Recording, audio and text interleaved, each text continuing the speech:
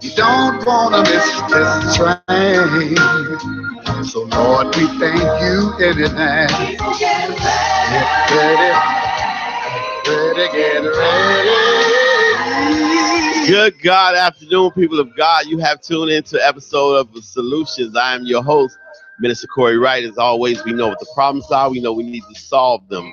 What I offer on this platform is solutions, dedicated active action that bring about true change, not just talked about change, and no excuses. Excuses are man's tools of incompetence that build bridges to nowhere and monuments of nothing. Broadcasting live from IntellectualRadio.com, our hard radio station. People of God, I am super excited. I have one of Finger's greatest titans. I have a tremendous testimony. Her testimony was featured on Channel 5 News, also Channel 7 as well, right? No. Just Channel 5. Channel 5 News. This lady had to shovel herself out of snow to get to the hospital to get a kidney transplant. But we're going to be talking about somebody that went through insurmountable odds, through God's grace and mercy, saved her life, and she's here today. People of God, buckle up. You're gonna have a really strong emotional testimony, and it's gonna be one of the greatest testimonies, one of the greatest shows I've ever had. Before we get started, let her introduce herself. People of God, I present to others, and I introduce to most. A great, amazing woman of God, Antoinette Sloan. Antoinette, hello, introduce everyone. yourself. Tell us a little bit about yourself. I am Antoinette. I have 4 kids, 4 grandkids, 3 step-grandkids. Yeah, go ahead. Okay. And just happy to be alive. Yes. Well, let's talk because we're gonna jump right into the hard stuff. Let me ease you into it a little bit. Okay. We met at Finger. Yes. We met at Finger. People look, and she didn't give me a chance to Finger, y'all. I just want to let y'all know right now.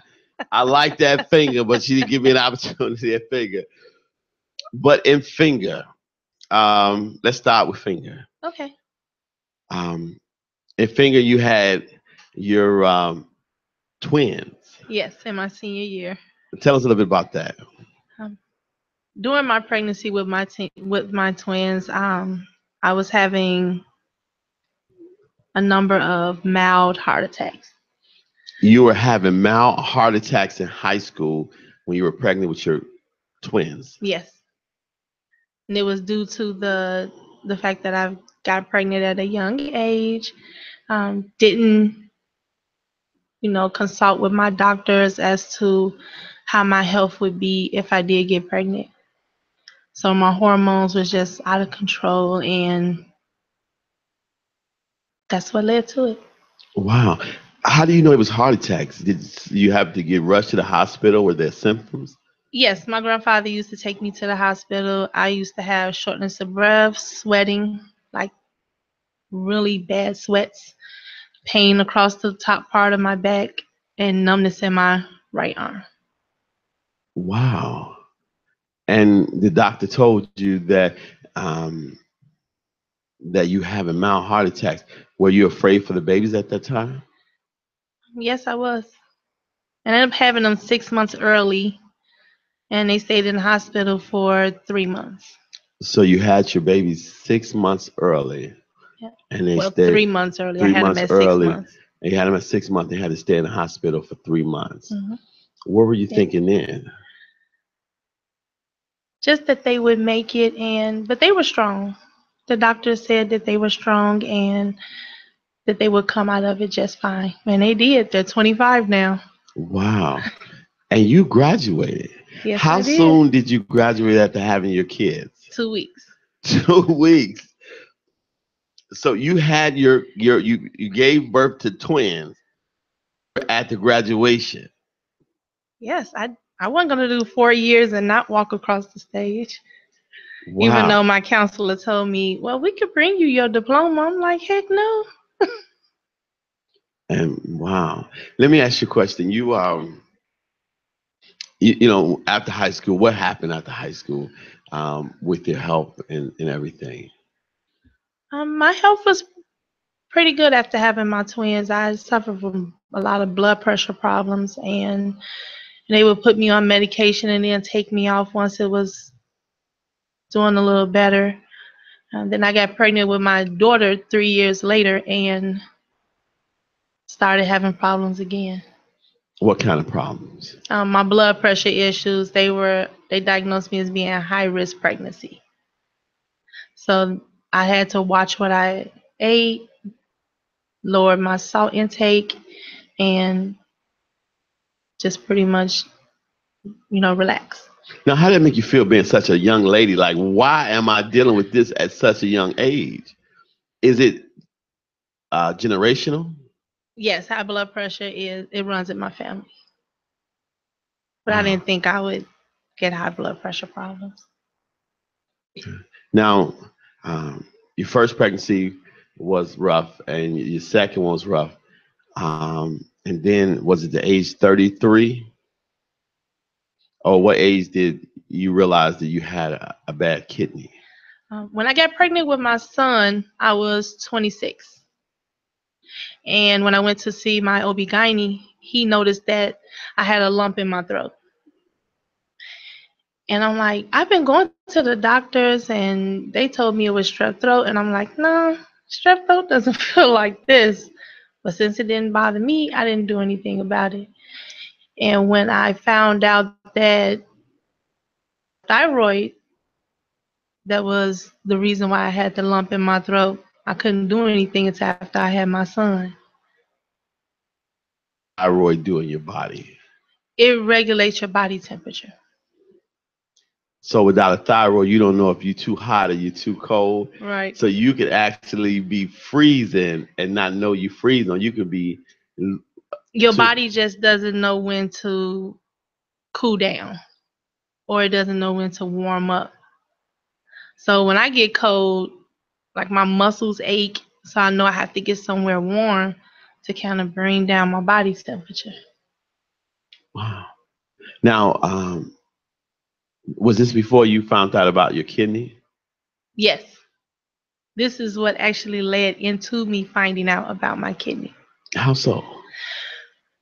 After I had my son in 2001, in February of 2002, I had my, nope, let's rewind. In November, I had a mild stroke when I was working at Northwestern Hospital. You had a mild stroke. Mm-hmm. Sitting in the waiting room, ready to be seen. My blood pressure was 215 over 120. Whoa. Did you know you were having a stroke at the time, or? No, I was actually asleep. And my aunt came in through the emergency room and she woke me up and my face felt funny. And when I went in the bathroom, I could see that one side of my face was a little droopy. So I told the nurse and they took me in the back. And the doctor said that, yeah, it looks like you had a mild stroke. And there was no damage or anything? No. Because it was, and people of God, if you're listening, know the signs of a stroke. It's very important because time is definitely of the essence to give people medical help immediately. That way you can stop damage or permanent damage. Wow. Hand of God on your life. You are, look at her smile. No, she got a pretty smile, y'all. Look at her smile. Hercules.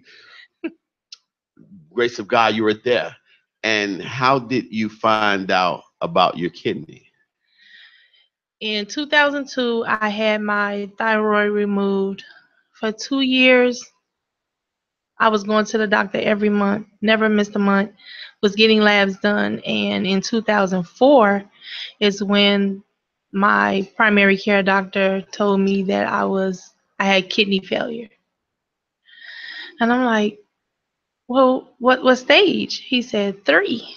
And I'm like, stage 3? What happened to leading into? What happened to stage 1 before I got here? And if I've been coming here for the past 2 years nonstop, why didn't you catch it before then? No explanation. So from in 2004 up until 2009, I went from 28% kidney function to 14%, meaning I was in end stage, the last stage, which is 5. So when you found out you had your kidney was failing, you was in stage 3, Mhm. and it went from 28% to 14%. That means you're right stage 5, which is it. End stage. What was your feelings? I mean, what was you thinking? Take us there. Well, I ended up in stage 5 because of stress. My son had just got into an accident in April 2009, and even though I knew I was swelling and I knew I wasn't urinating as much as I should, I wasn't going to leave his side. I stayed there for a whole week until they brought him out of sedation. After that, I went and checked on myself, made sure he was okay, and the doctor How, then told me, he got hit by a car. yes, he got hit by a truck. He got hit by a truck. Hmm. How did that? I mean, what happened?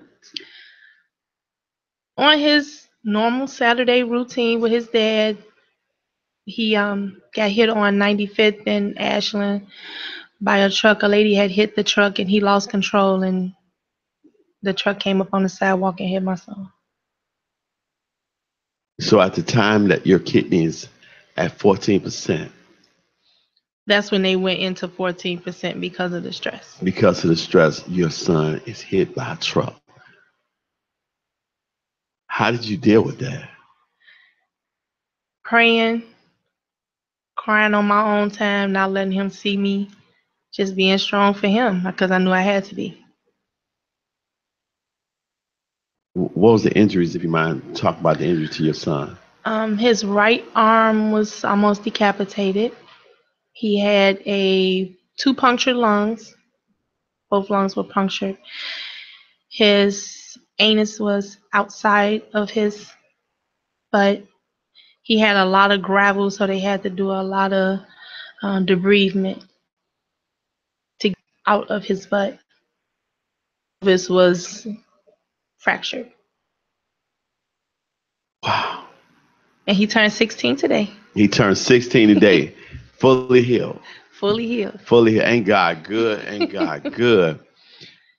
You're dealing with this and your kidneys failing.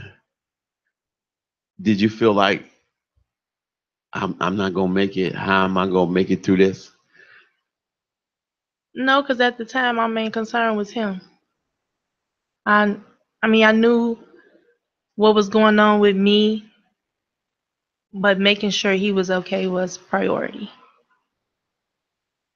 So I did what the doctors told me to do, and I'm here. Now, 6 months later, His father passed away his father passed away. because his kidney failed due to the stress of my son's accident. And did he already know he had a kidney problem prior? Yeah, he had had a kidney transplant the year prior to that. So he had already had a kidney transplant, his Correct. father, and because his son was hurt, his kidney started to fail. See, people of God, when you really think you got it bad, here it is. She has a bad kidney. Her son is hit by a truck. And 6 months later, he loses his father Yes. because of kidney failure. Did you ever say, God, why me? I said it several times.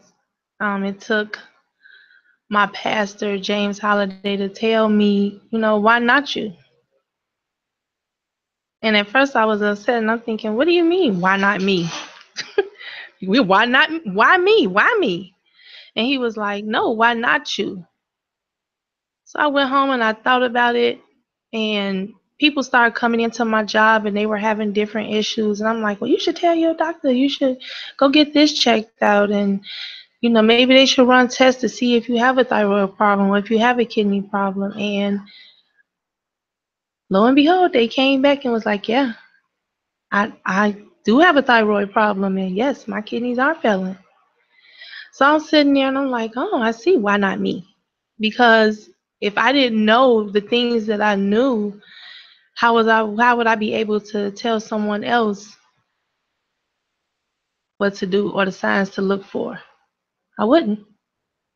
Now, where was your son at the time that his dad fell, as far as his health and his healing? Or did you guys wait until he got better before you told him? Who, my son? Yes.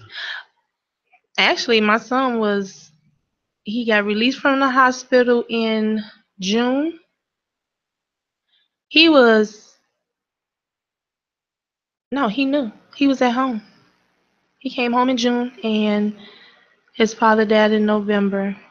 And when I came home from the hospital, I told him what happened. And he had this look on his face like he kind of already knew. Because his dad had told him, I'm going to need you to be the man of the house. I'm going to need you to take care of your mom, take care of your sisters. And he said, okay. And that's how he left it. So in a way, his dad and him made peace with this, what peace with God's will. Mm-hmm.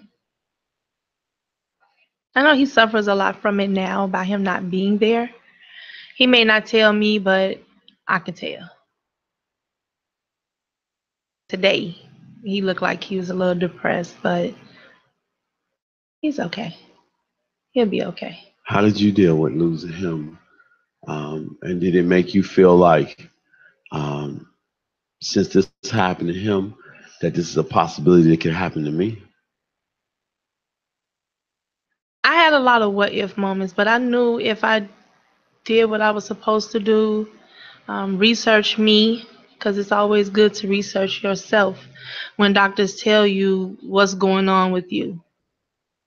Look up things, see if there's any alternatives that can, and take it to your doctor and see if you all can do that just to keep your lifespan longer.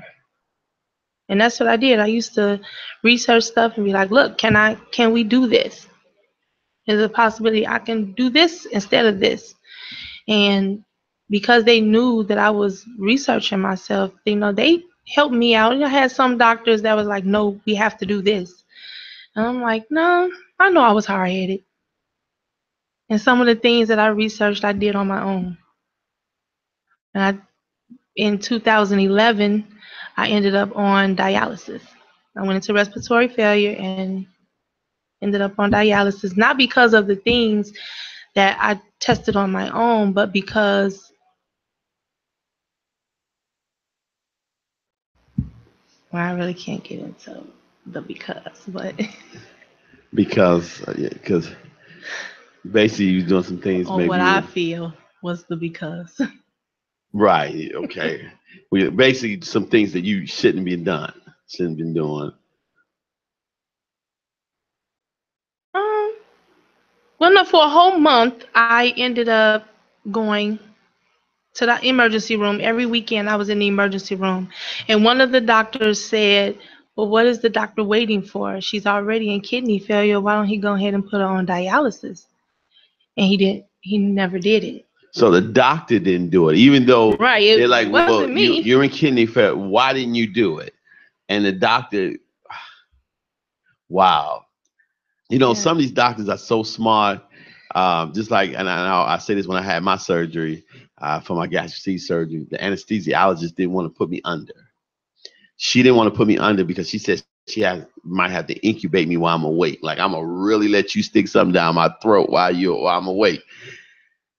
And they end up hitting me, but put me out and doing it. But wow. And so when did they finally do it? Were you rushed? Because you almost perished, or you almost died 5 times. Yes.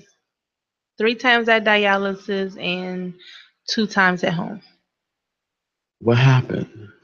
The first time was when I ended up on dialysis. I noticed that I wasn't going to the bathroom as much as I was supposed to. And when you notice that you're not urinating for a week, with no bowel movements for a week, and then it turns into 2 weeks, and it's like I'm steady going to the doctor, letting you all know what's going on, but no one's doing anything until I'm rushed to the hospital. Out. The nurse told my mom if she hadn't came in today, she wouldn't be here. That's when I first ended up on dialysis. So you wasn't using the washroom in weeks, but the medical staff initially wouldn't do anything.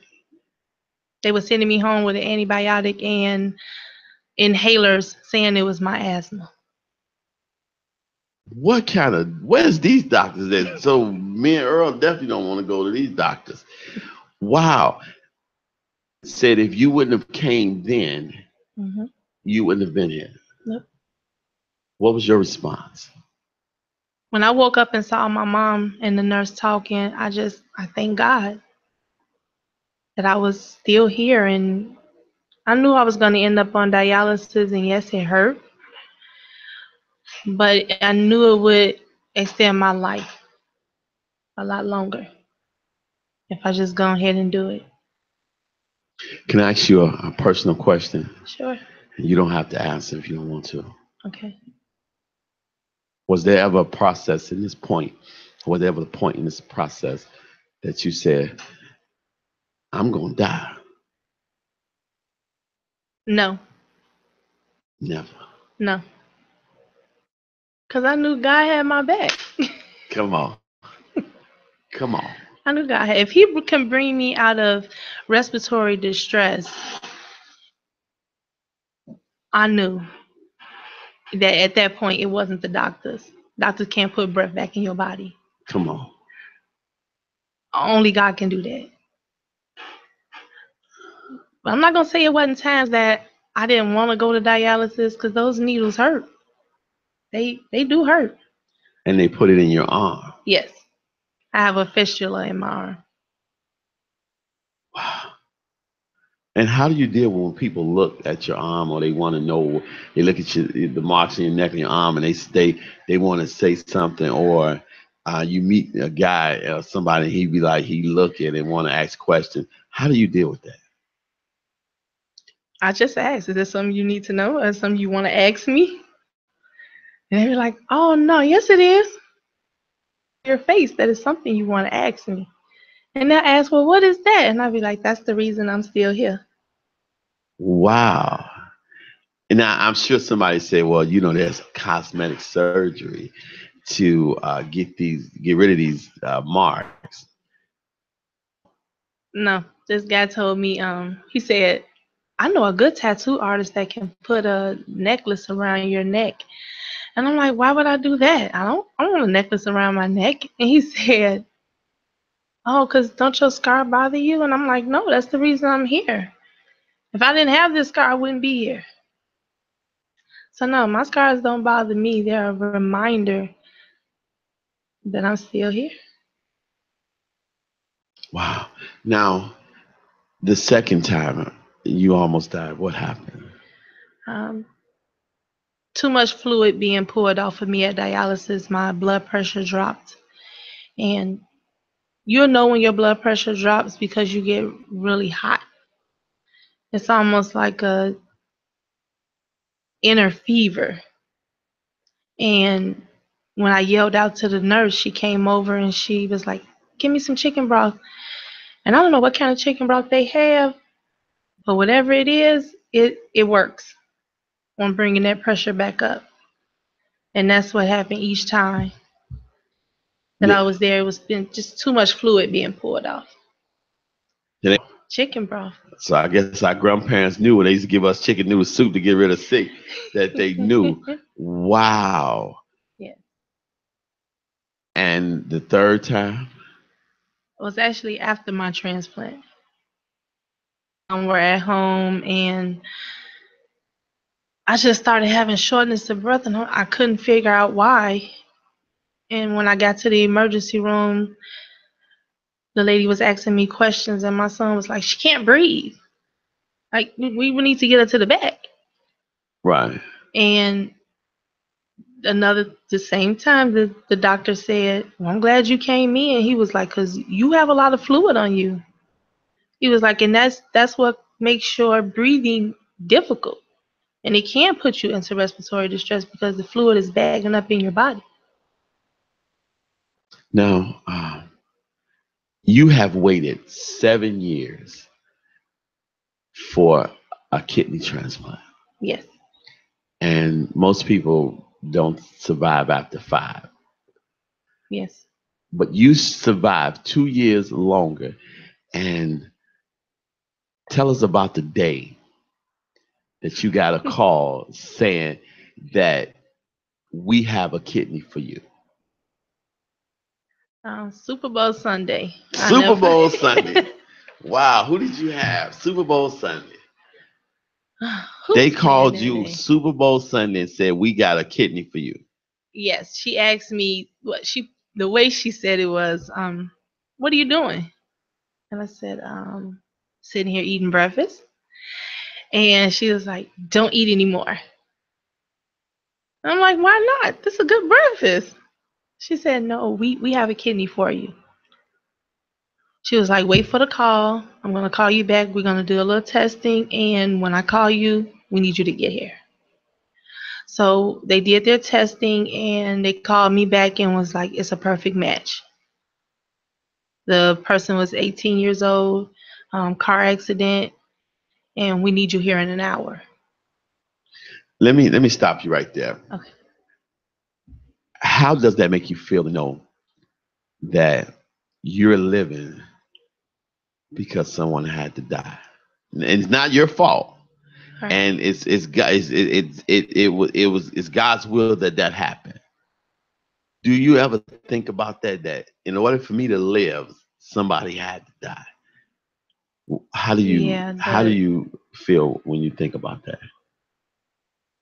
When she told me, I went in the bathroom and instantly cried because I'm like, this family had to make the hardest decision of their life. Her life support, and then making the decision to donate her organs to someone else so they can live. So how did we put it when we were in the hospital, is bittersweet. Bittersweet. Wow. It's like you hurt, but here's your second chance. And you need to do it right because someone died in order for you to live. So all the drinking and the smoking that anyone is out there doing, you need to think about the fact that somebody gave you a gift. It's not yours. A gift so that you can live. So change your lifestyle. Have you met the family? No, I did write a letter to them, gave it to the Gift of Hope, and I haven't heard from them, but I understand. It would probably be hard for them to meet me. It'll probably bring up everything that they had to go through with their child to see me. So it's okay. It's okay as long as I know they got the letter and I know they're thinking about everything. I'm so proud of you because you are strong. And I know that this has got to be a very emotional interview because you're reliving these events in your life. And I thank you for sharing that with the listeners and sharing it with me. I thank you for our reconnection. It wasn't that easy getting to the hospital. No, it wasn't. And you actually made the news how you got to the hospital. And the listeners, how you got to the hospital and the circumstances you get into the hospital. Well, I started shoveling my way out. My mom came and she pretty much finished the rest while I was getting ready. And what was the weather like? Horrible. It was a blizzard. It was a blizzard. But it was so strange because when we got on 294, the roads was clear. It was like God knew we needed to get there. There were like 3 salt trucks out there plowing the whole way in front of us. Now, just so our listeners know that Oregon you only have 36 hours out of a body to be used or it go bad. Mm-hmm. When you got the call from the time you got to the hospital, how many hours has this organ been out? It had been out 24 hours. 24. Well, 23. 23 hours. Right, because with a kidney, it's 24 hours. So when I got there, they had an hour to put it in you. To get that kidney in me. Oh my goodness. See, I didn't know that. I'm thinking it's 36 hours for everything, but it was only 24 hours for the kidney, and they were on the 23rd hour. So if they didn't open you up and get this kidney in you in an hour, it would have went bad. It would have went bad. And you possibly might not have been here. I would have been back on dialysis. You weren't gonna never. You go. Come on. That's what I'm talking about. I would have been back on dialysis. So you said, forget this. So did you feel like I'm shoveling for my life? Yes, I did. And I don't care if I got to shovel every snowdrop morsel out here. I'm gonna get here, and I'm gonna get there. I know it's bittersweet, but was there a relief when you heard this? That yes. I got a kidney that matched. Yes, it was.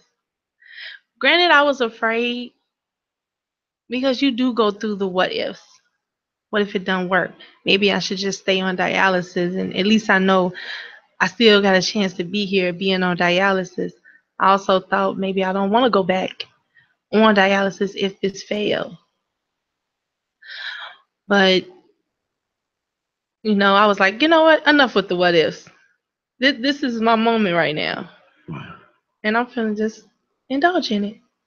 Now, relationships. I know that I'm sure it was hard being that you had this condition to be in a relationship. Because tell us about your love life during this process. I know you lost your mate. Mm-hmm. Tell us about that process afterwards. After he passed away, After he passed away, it was a year before I even dated anybody else. And I think at that point I was just finding me, seeing what I wanted. And it just seemed like the guys that I ran into was just, it didn't work. And then I got into a 3-year relationship, and when I got my kidney, after I came home, we were getting into arguments, and I just decided, you know what? I'm more important. I don't need all this stress. So, what was you getting arguments? Like he wanted kids or something, or was it a physical thing? Or no, it wasn't physical. It was just a lot of minor stuff, stuff that we didn't even have to argue about. But I didn't want to argue no more, so I just ended it. It wasn't good for your health, right? I've been told that when you go through an ordeal, I'm sorry, I can't even talk. You got me so choked up.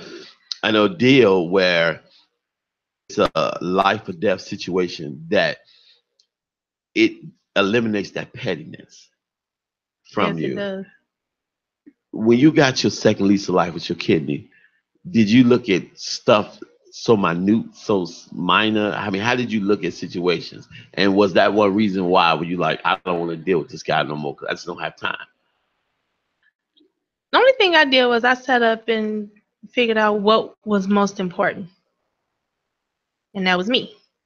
Me being here, me having that second chance. I didn't want to waste any time not enjoying it. And ever since then, I've been happy. Wow. How did your kids make it through this process with you? I mean, I know it had to be tough on them. How was they your rocks in this time of need? By helping me with all the things that I needed help with. When you have a kidney transplant or any transplant, it's always good to have a good support system, because they help you to make it through all the pain that you're going to be in, and you just have people to talk to. So that's what my strength was, having them there with me and taking care of the things that I couldn't take care of, and being able to talk to them, and or just not even being able to talk to them, just their company. Like, we didn't have to sit and say anything. I mean, we didn't have to say anything, but we could just sit there.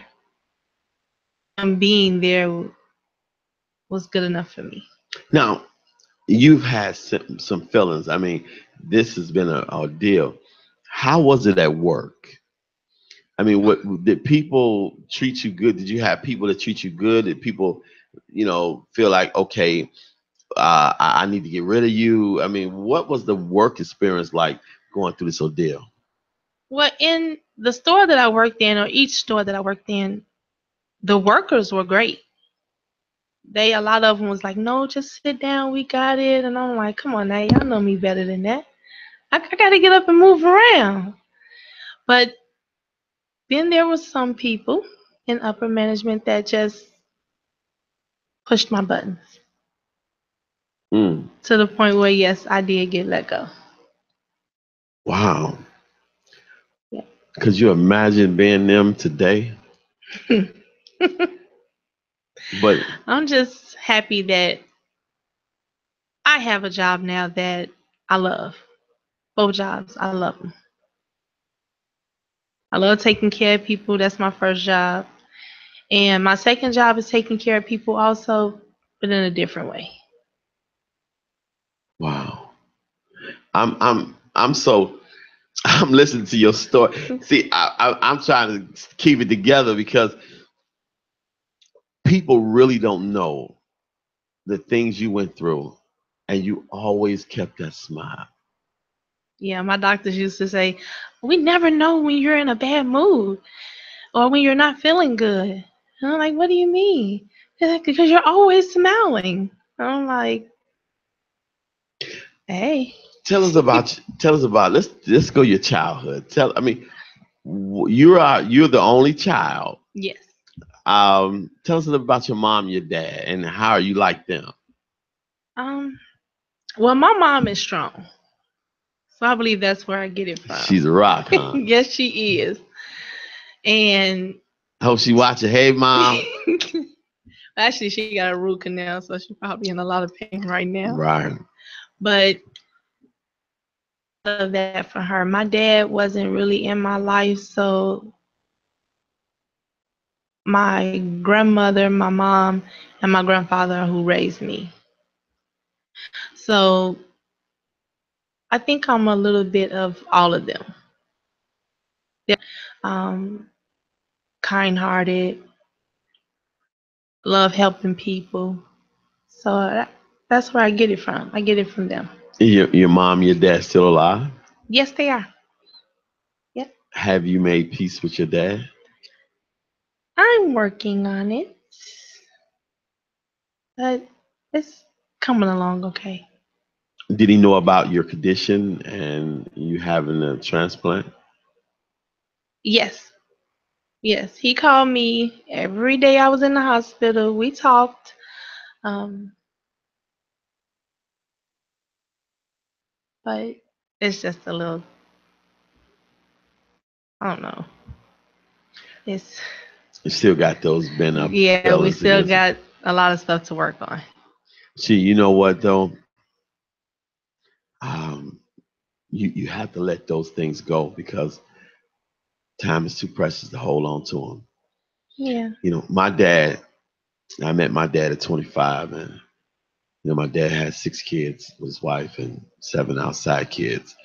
And, when I met that other side of the family, I realized how much I'm just like them. And you got preachers and teachers and pastors all over them. So it's like, wow, it's a lot of time with them. But knowing my heritage, it means a lot. But I had to forgive him in order for me to move on. How is your love life today? Are you in love with somebody today?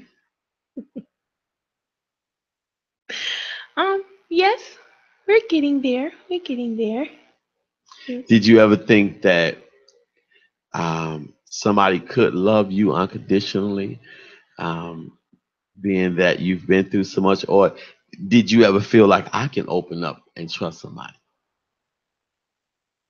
Mm, I knew there was someone out there, just who that person would be. I wasn't sure. Getting into a relationship with someone, knowing my health issues, kind of made me feel like, well, maybe I shouldn't get into a relationship because I, what if something happened to me and I don't want that person to go through that heartache? But my friend told me you can't think like that. Right. If somebody comes into your life and they want to be there with you through all of that, give them a chance. So I think I found the person who's willing to go through all that with me. Mm. Is there any physical restrictions? No, Oh, okay. no, none. Now there's eating restrictions though. You still have to eat differently, right? I still have to eat healthy, but they said that I can eat all the things that on dialysis, there's certain things you can't eat. Like you have to maintain a certain dairy level. You have to eat a lot of protein and you have to reduce the salt.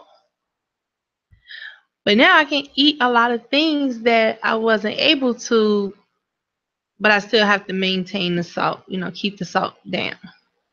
So that's what I've been doing. Wow. I'm Have you and your mom ever had a heart to heart about everything? Has she ever given you accolades for being the strong woman you are? Um, I know you looking like he just asked all the good questions. Oh my goodness, he gonna ask another good question. You know, you know what? Yes, she has. She has. She has been my rock, my strong person when I feel like I just can't do it. I think about the things that my mom told me, you can do it. You have a lot of reasons to be here. And when I think about my kids and I think about my mom and my friends and just life, period, it makes me want to fight even harder. now let me ask you a tough question. Okay. How did you deal with the fear in your kids' eyes? See, we know you never gave up, but what I'm sure one of the kids, somebody said you can see it in their face that they had fear. First, how did that make you feel, and how did you deal with that? It actually made me feel helpless because my kids have never seen me at a not strong point. And for them to see me that way, I almost felt like I was failing them strong. And I just knew I had to remind them that I wasn't going nowhere. God got a lot more plans for me and not to worry. So when they saw that, that strongness back in me, they got it together and snapped out of it. Wow, you got such a positive. What was the darkest point in this whole situation for you?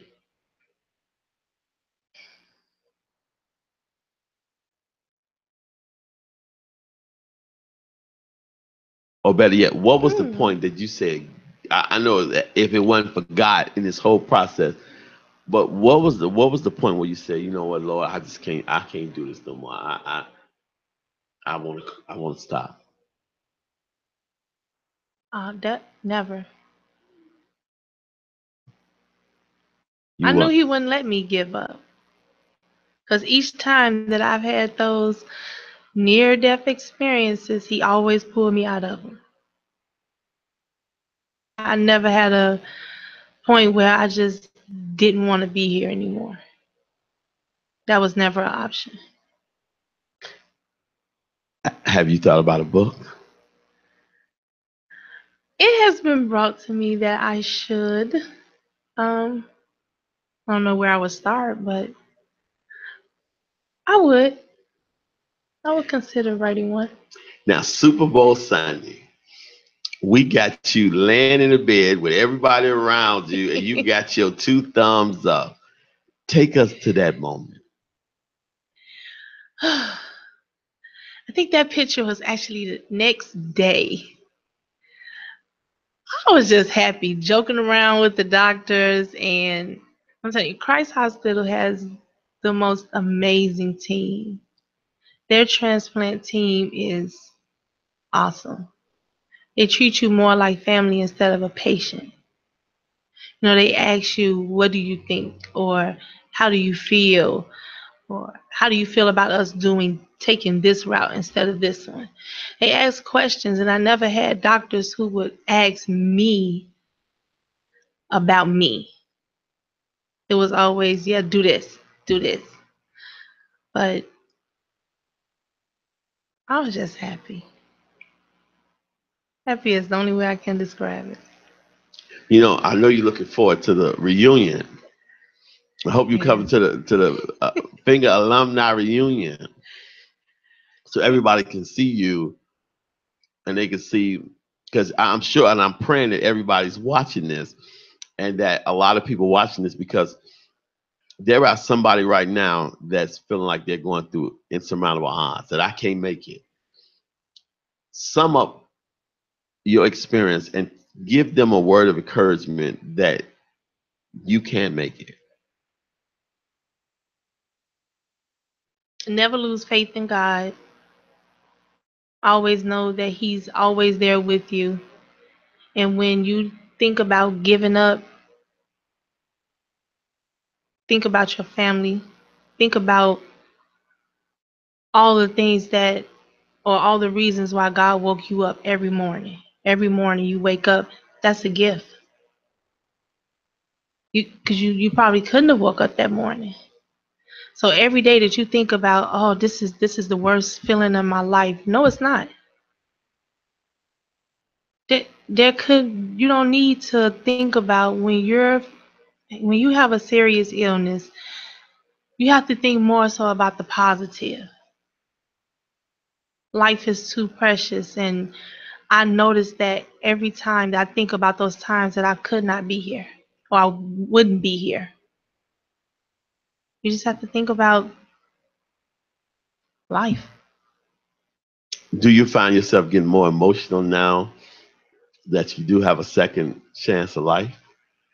Yeah, a lot of times I wake up in the morning and I just thank God for being here. I wake up, I cry, and then I'll be like, okay, Anthony, you gotta get your day started today. Enough of the emotional stuff. Let's go. Now, And do that's you what I ever do. you ever feel like you're doing too much? Do your body let you know, like, hey, it's time for you to sit down today? Yes, I How had you, that feeling yesterday. how do you deal with that? I do what my body tells me to do. I sit down and I relax. Now, you work two jobs. Yes. Wow.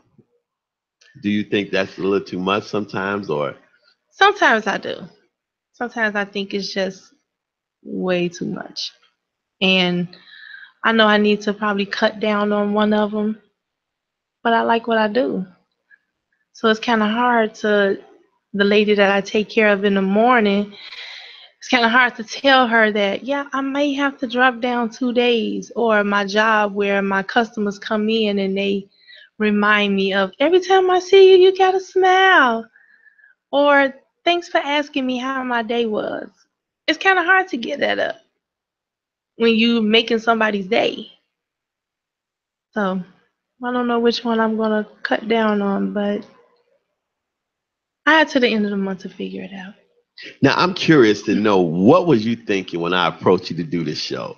Were you like, wow, am I going to really open up? Do I really want to do this? What was you thinking? I was thinking I'm gonna be a nervous wreck. No, I ain't going to let you do that.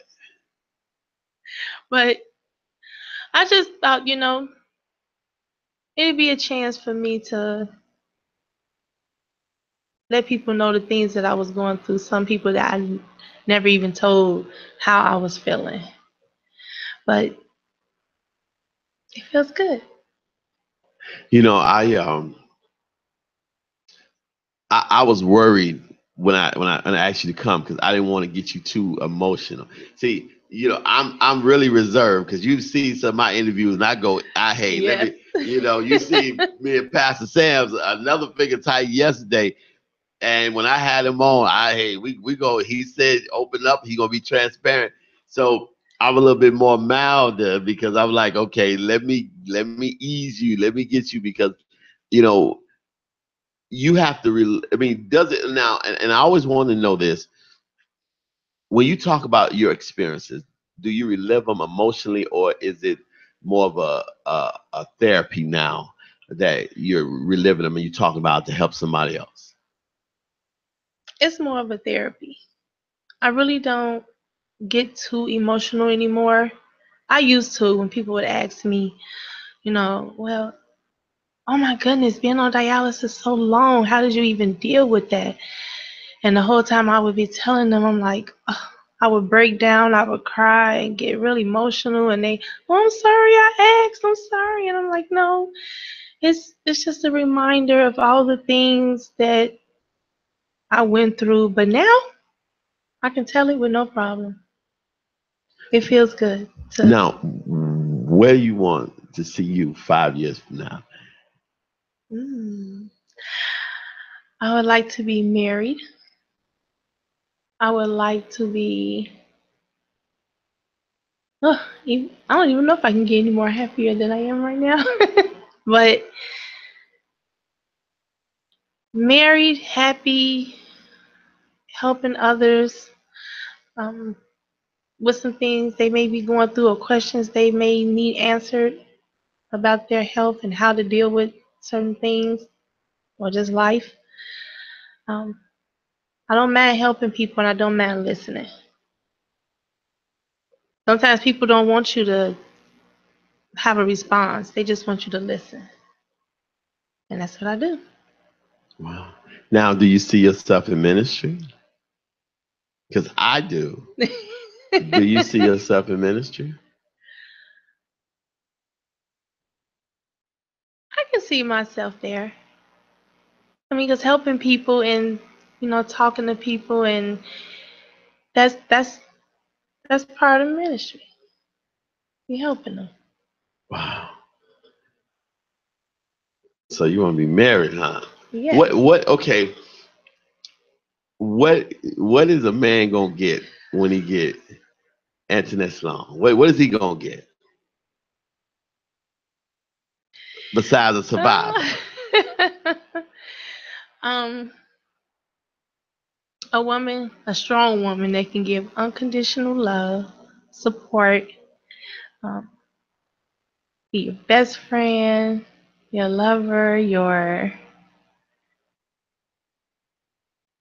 homeboy. I can watch the games with you. Oh, that's good. You get both these. The game gonna get turned off today. No, you better turn that game back on. Well, let's say hello to your kids. I hope they're watching. Yeah. What are their names and what are their age? My twins, Lachey and Shantae, they're 25. My daughter, LaShanta, she is going to choke me because I called her LaShanta. She's 21. Wow. And my son, Josiah, he's 16. Josiah, 16. Wow. And how like you? You know, what qualities, when you look at them, where do you say, wow, I see myself? Because I can see myself in my kids. What do you see yourself in your kids? They all have a kind heart. They don't mind helping people when they can. My youngest daughter, I see that will to just, she loves to work. She loves school. That's me. Um, my other two daughters, they love their kids. They they love helping people. That's me. My son has a big heart. He could see somebody on the street, a homeless person, and say, "Ma, you got $2?" I'm like, "Yeah, I got $2. Give it to that person." And I'm like, "You got $2?" He said, "Yes, I got $2." I said, "Okay, then we're gonna both give it to that person. You get your $2, I'm gonna give my $2 too." And we both end up giving it.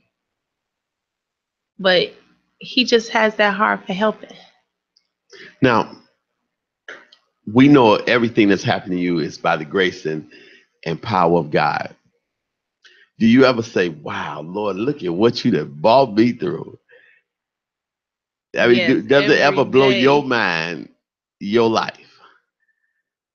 Yeah, it does. It does. It a lot. 'Cause I'm like, I could not have been here to enjoy all the things that I'm doing right now. So And go ahead, I'm sorry. and just seeing my family and friends and life. You know, you look at the trees, you look at the water. Where I work, she has a really good view of the lake. And it's like, God created all that. Just everything is just, You know, it's, that's good because so many people take life for granted. yeah, You they know, do. me being 44 after having surgery, I live life final. I live life and love life and live life the way I love life. That's pretty good. You can have it. Look at I see you writing that down. I like that. Remember that mental note. You you really have an appreciation for life like never before. In your relationships with your family, in your relationships and now on your jobs, in your relationships, period. How has that abundance and that rebirth of you being rebirthed again with an opportunity at life? How does that transcend into um, never taking anything for granted? That's pretty good. Look at see like he got an Oprah moment here. Yes, you do. Um, the little things like breath. If you ever had a point where you walk too much and you lost breath, or you have asthma and you lost breath, you realize the importance of it. And when I was having those moments where I couldn't breathe, I just thought about, this is how my daughter used to feel because she had real bad asthma. Or this is how my grandfather felt when people take little things like that for granted. And when you think it's about to be taken away from you and you get it back, you learn to treasure just that little thing called breath. And then that little thing called life. And it don't look so little anymore. It's like, whew. Now, how do you deal with hurt? You know, because you've broken up a relationship after your kidney transplant. How do you deal with hurt? Or is there a fear of being hurt that somebody can come in my life and hurt me and may hurt my health? I try not to go into relationships thinking that this person will hurt me. It's just like giving that person the benefit of the doubt. Um, I try to let people know up front what I want. You may not always get what you want, but maybe you can compromise. My last relationship wasn't a lot of compromise. So,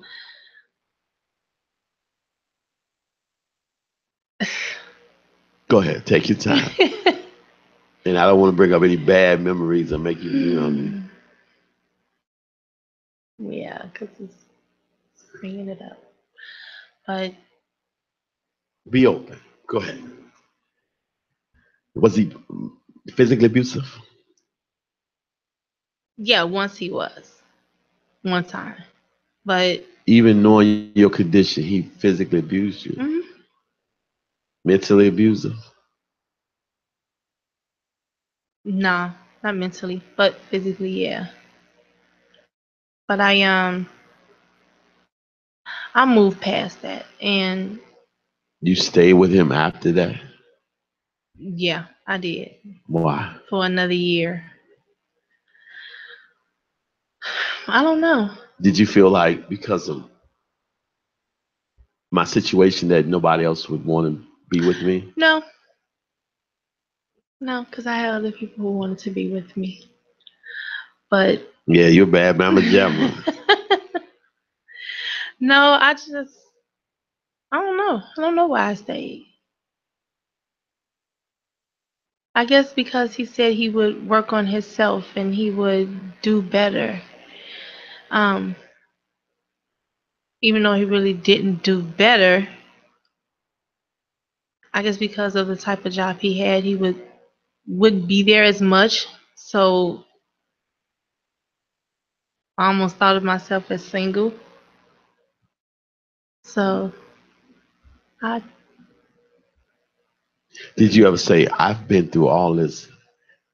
Ain't no way in the world I'm going to accept this. yes, You ain't going to put your hands on me. got that right. Yeah, I did, and I to this day I live by that. If I start seeing signs of things I've had in my past, I back away. Now, what if you find that right guy? Are you ready for that right guy? Yes, I Or am. now, do you feel like you found that right guy? Yes. Why so? Tell us about him. He is very humble, very sweet. Um, every day he reminds me that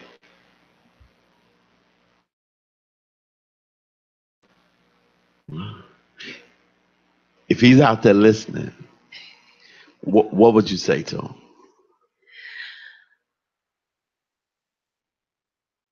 I thank God for bringing you to me.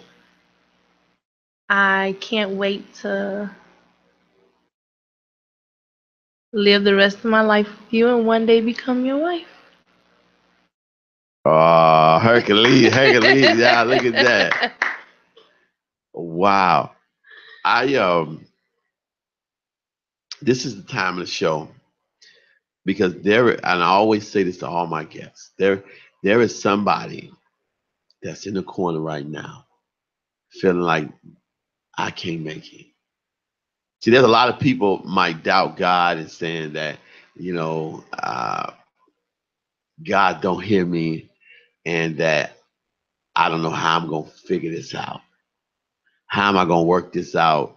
What am I gonna do to make a difference? I just don't know, what I'm gonna do. What would you say to them? I say what I've told myself several times. You have to pray about it and let go and let God. That's what I tell myself. Finish this sentence. Antoinette, in her lifetime, tried to physicists. Live life to the fullest. That's all I do. Live it like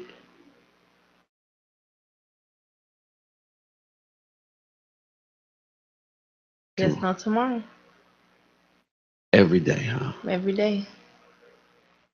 You I look love at it. every day as being better than the next day or better than the day before. Wow.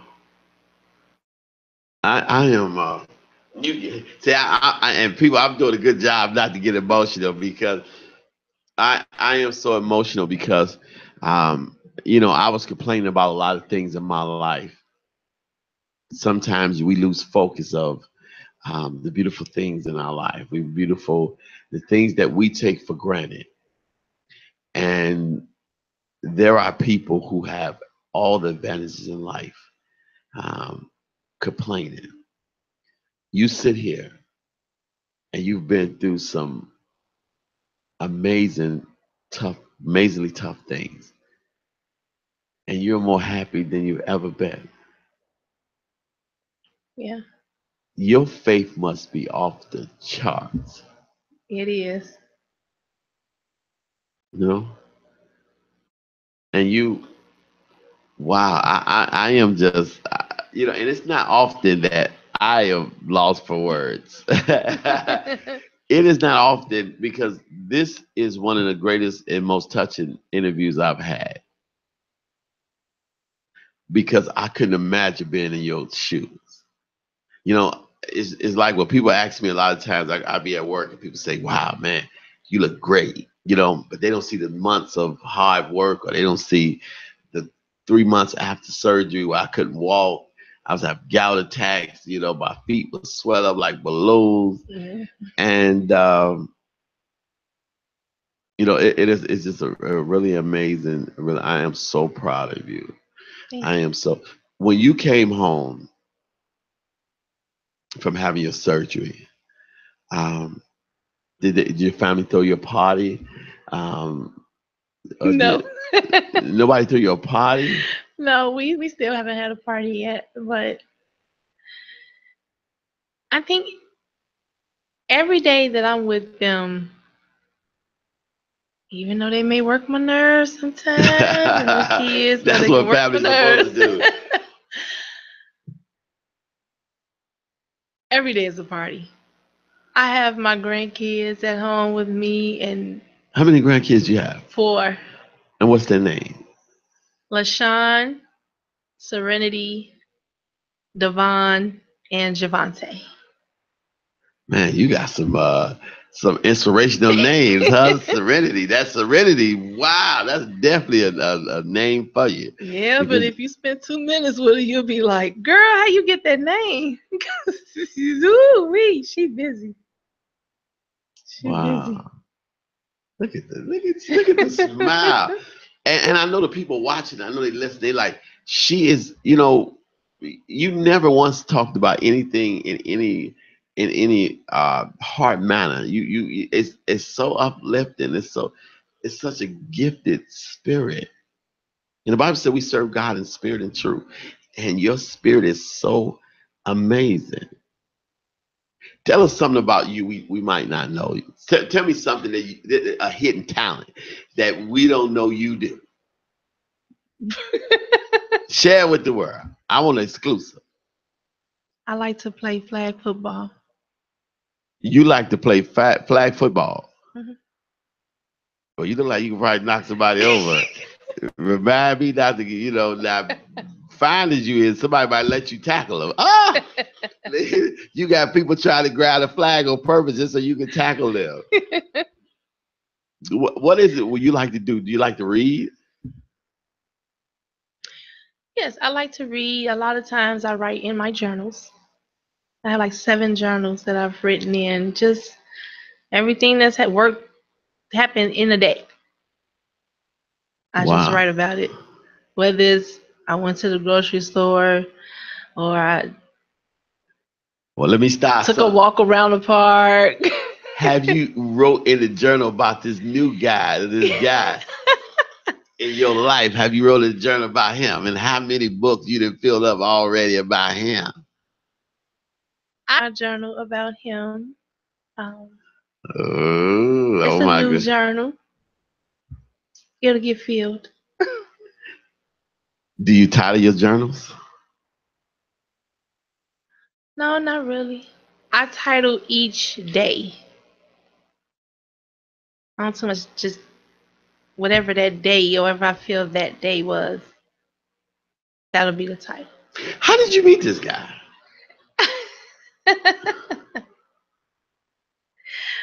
He's someone I knew from my past. Wow. Yes. See, she don't want to give us all the information. He's somebody we knew in our past.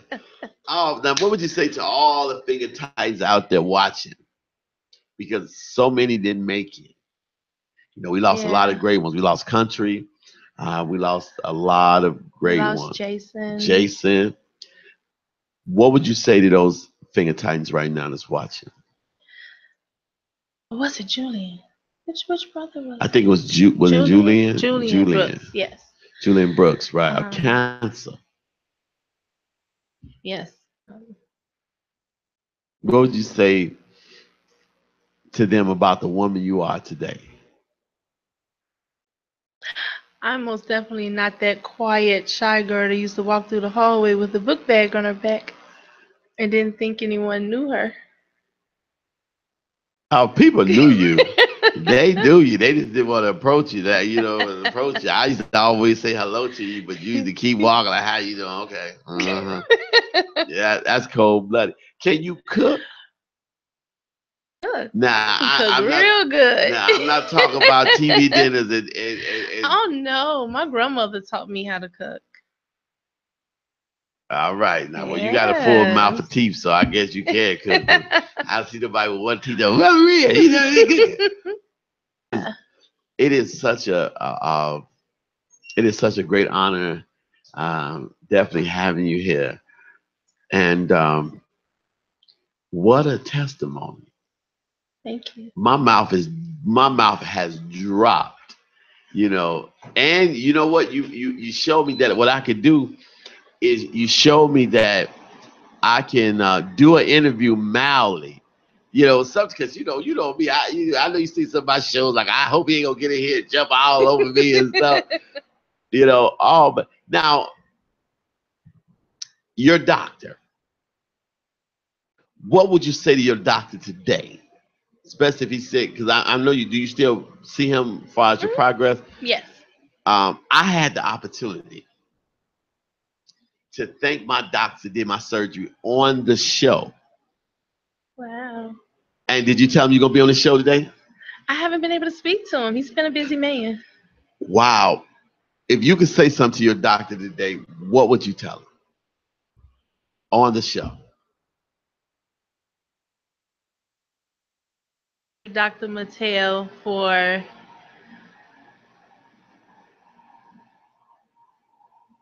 my second chance.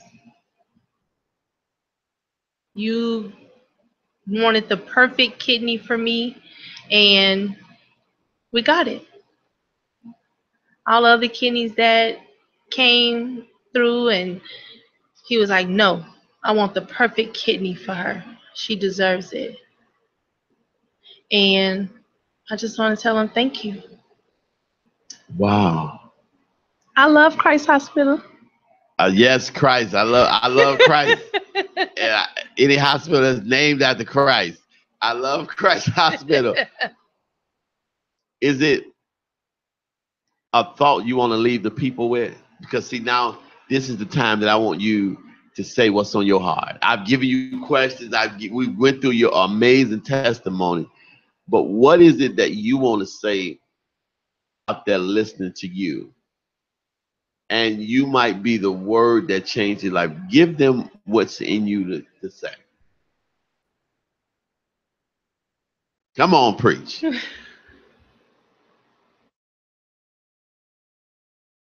Now, when you think all else has failed, turn to God. He is your support system, your